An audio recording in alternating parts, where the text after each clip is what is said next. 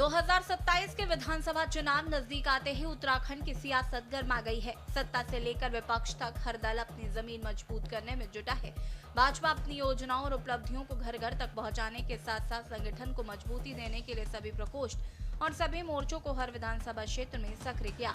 वहीं कांग्रेस परिवर्तन संकल्प यात्रा के जरिए सरकार को घेर रही है। कांग्रेस का फोकस मौजूदा सरकार की नाकामियों को जनता के सामने लाकर सत्ता में वापसी करना है। वहीं इधर क्षेत्रीय दल उत्तराखंड क्रांति दल भी पीछे नहीं है, जो हर घर चर्चा हर घर पर्चा अभियान के साथ यूकेडी राज्य के मुद्दों को उठाकर दोनों राष्ट्रीय दलों को चुनौती दे रहा है। ये भी कहा जा सकता है कि चुनावी जंग के लिए सभी दल मैदान में उतर चुके हैं और यही कारण है कि आपसी बयानबाजी और दावे की आवाज भी अब तेज होती नजर आ रही है। सत्ता पक्ष हारी सीटों पर जीत की तैयारी में जुटा है और विपक्ष 2027 की फतेह करने में है। देखिए, वर्तमान समय में भारतीय जनता पार्टी ने अपने सभी मोर्चाओं को अलग अलग प्रकार के कार्यक्रम दिए, जहां पर भारतीय जनता युवा मोर्चा युवा संवाद का कार्यक्रम विधानसभा स्तर पर कर रही है, वहीं पर महिला मोर्चा लखपति दीदी का सम्मेलन कर रही है। ऐसे ही जो हमारी एससी मोर्चा है वो अभी संत रविदास जी की जो जन्मोत्सव है उसको लेकर के कार्यक्रम कर रही है। और इसके साथ साथ जो ओबीसी मोर्चा है और एसटी मोर्चा है, ये पूर्व जो सेवानिवृत्त हमारे चाहे ओबीसी के हो चाहे एसटी के हो, उनके साथ संपर्क करके उनका सम्मेलन का कार्यक्रम कर रहे हैं। देखिए, ये हर घर चर्चा हर घर पर्चा हमारा लगभग जनवरी उत्तरायण से शुरू हुआ था, लगभग 6 महीने होने को है।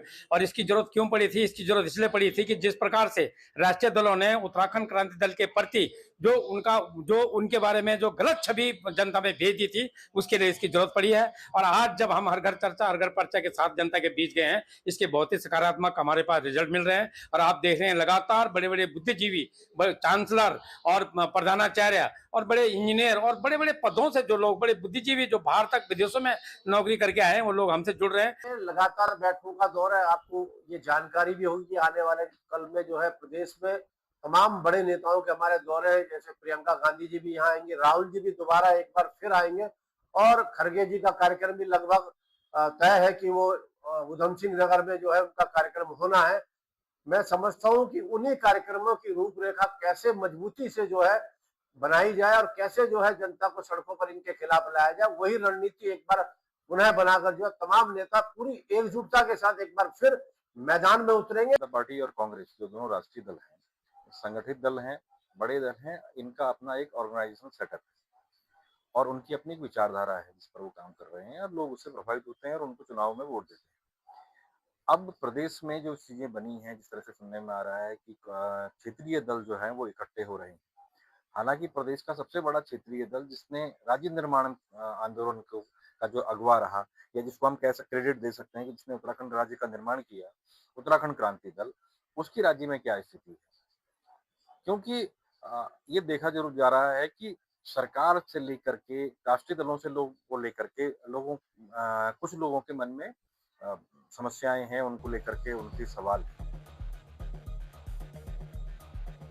उत्तराखंड में 2027 के विधानसभा चुनाव की पृष्ठभूमि अब पूरी तरीके से तैयार हो चुकी है और सियासी तापमान लगातार बढ़ रहा है।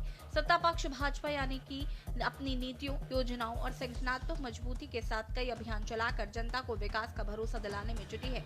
वहीं विपक्षी दल कांग्रेस परिवर्तन संकल्प यात्रा व शीर्ष नेताओं के माध्यम से सत्ताधारी सरकार की नाकामियों को उजागर कर बदलाव की हवा बनाने का प्रयास कर रहे हैं।